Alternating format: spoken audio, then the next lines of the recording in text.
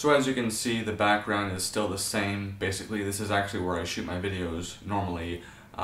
This is what's been going on with that. The painting of this part of the room has been stalled, unfortunately, but if I'm being honest, I've actually kind of grown to like this background. So what I would like to do is, actually for the next couple videos, it'll be like this. So if you feel strongly one way or the other about whether the background has posters or no posters at all, let me know and I'll take it into consideration, because I may actually just make this the permanent background, but I'm not entirely sure. So with all that said, on to Jersey Boys.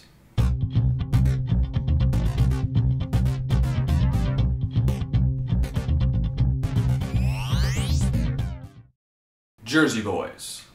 I liked it. The story, based on the hit stage play, tells the tale of how the rock group, the Four Seasons, came to be. I must admit that I have not seen the stage play, so I didn't go in with that bias, and I actually didn't know anything about this story in general previously before seeing the film.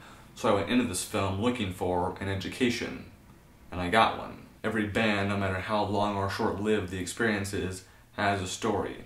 For this group, I feel like their story was told well, but it wasn't as great as it could have been. The beginning of the film is bittersweet because the opening scene is absolutely brilliant, but we learn that the actors will be breaking the fourth wall, talking to us occasionally. Funny enough, it didn't bother me during the movie, but afterward, when I was thinking about it, I was like, you know, it can work, but that form of storytelling didn't work for this film. But I loved the opening because it showed perfectly how the dynamic between Tommy DeVito, Frankie Valli, and Gyp DeCarlo was going to affect certain moments later on. And those three characters are actually the most interesting out of the whole bunch.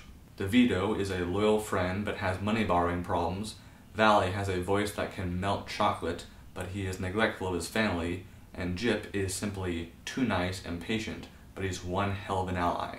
Eastwood is a filmmaker whom I greatly respect, but I don't think that he was the best possible choice for director here. And funny enough, Jon Favreau was the first choice for director. I don't know if he would have made a better film per se, but I do think it would have been more energetic.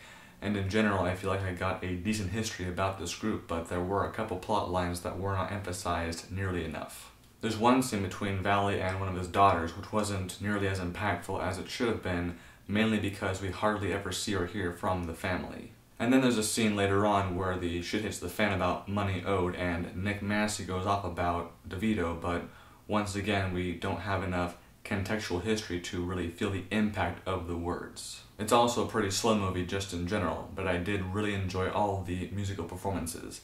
That's where the passion was. I would hope any fan of Eastwood would enjoy this movie, as well as any fan of the group, obviously, but I personally would call it a good rental. I'm going 3 out of 5 stars. Thank you very much for your time. Have an awesome day.